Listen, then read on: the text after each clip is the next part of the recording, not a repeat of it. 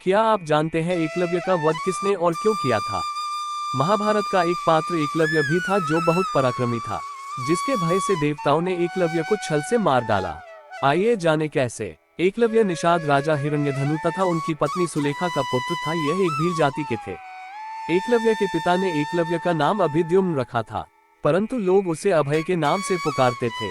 अभय ने अपनी शिक्षा अपने कुलीय गुरुकुल में ही प्राप्त की थी और वह बालपन से ही अस्त्र शस्त्र विद्या में बालक की लगन और एकनिष्ठता को देखते हुए गुरुकुल के गुरु ने उसका नाम एकलव्य रख दिया। जब एकलव्य युवा अवस्था में आया तब उसके पिता हिरण्यधनु ने अपने एक मित्र निषाद की कन्या सुनीता से उसका विवाह करा दिया।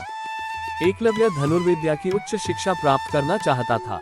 उस समय धनुर्विद्या में गुरु द्रोण की ख्याति बहुत प्रचलित थी, पर वह केवल ब्राह्मण या क्षत्रिय जाति को ही शिक्षा देते थे और शूद्रों को शिक्षा देने के विरोध में रहते थे।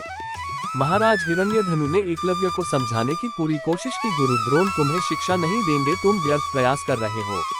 पर एकलव्य ने पिता को कहा कि उनकी शस्त्र विद्या से प्रभावित होकर आचार्य द्रोण स्वयं उसे अपना शिष्य बनाने को विवश हो जाएंगे। जब एकलव्य गुरु द्रोण के पास गए तो उन्होंने एकलव्य को अपना शिष्य बनाने से मना कर दिया।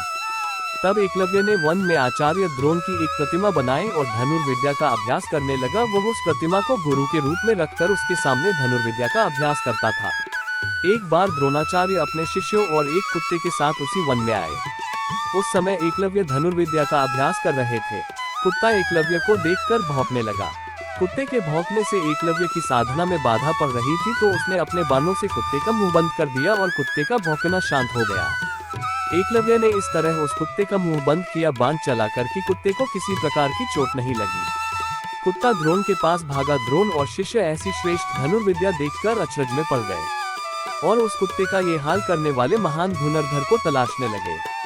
कुछ दूरी में उन्हें एकलव्य दिखाई दिया, जिस धनुर्विद्या को वे केवल क्षत्रिय और ब्राह्मणों को ही सिखाना चाहते थे, उसे शूद्रों के हाथों में जाता देख वे बहुत क्रोधित हुए और चिंता में पड़ गए कि एक शूद्र इतना अच्छा धनुर्धारी कैसे हो सकता है। द्रोण ने एकलव्य से पूछा, तुमने ये धनुर्विद्या किससे सीखी? एकलव्य ने तुरंत कहा, आपसे आचार्य गुरु द्रोण चौंके और बोले, मुझसे?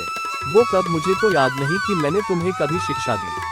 एकलव्य ने द्रोण की मिट्टी की बनी प्रतिमा की ओर इशारा किया और कहने लगा कि मैंने उस मिट्टी की प्रतिमा को आप समझकर शिक्षा ली। द्रोण ने एकलव्य से कहा कि अगर ऐसा है तो गुरु दक्षिणा में अपने दाएं हाथ का अंगूठा मुझे दो। एकलव्य ने बिना कुछ सोचे समझे अपना अंगूठा काटकर गुरु द्रोण को अर्पित कर दिया। एकलव्य ने अपना अंगूठा दक्षिणा में देने के बाद वह अपने पिता हिरण्यधनु के पास चला आता है और वहां जाकर बिना अंगूठे ही अभ्यास में लग जाता है। एकलव्य अपने अंगूठे के बिना ही धनुर्विद्या में पुनः दक्षता प्राप्त कर लेता है। फिर पिता की मृत्यु के बाद वह राज्य का शासक बन गया और निषाद भीलों की एक सेना का गठन किया। एक बार जब एकलव्य ने मथुरा की सेना पर आक्रमण कर दिया था, तब यादव वंश में कोहराम मचने लगा। जब ये श्री कृष्ण ने देखा कि दाहिने हाथ में सिर्फ 4 अंगुलियों के सहारे धनुष बाण चलाते हुए एकलव्य अकेला ही सैकड़ों पर भारी था, कृष्ण को वंश के नाश होने का भय सताने लगा, तो इसी युद्ध में कृष्ण ने छल से एकलव्य का वध किया था। कृष्ण ने अंतिम में ये स्वीकारा अर्जुन के सामने कि अर्जुन, तुम संसार में सर्वश्रेष्ठ कहलाओ, इसके लिए मैंने न चाहते हुए भी तुम्हारी जानकारी के बिना भील पुत्र एकलव्य को छल से मारा, ताकि तुम इस संसार के सर्वश्रेष्ठ धनुर्धर कहलाओ।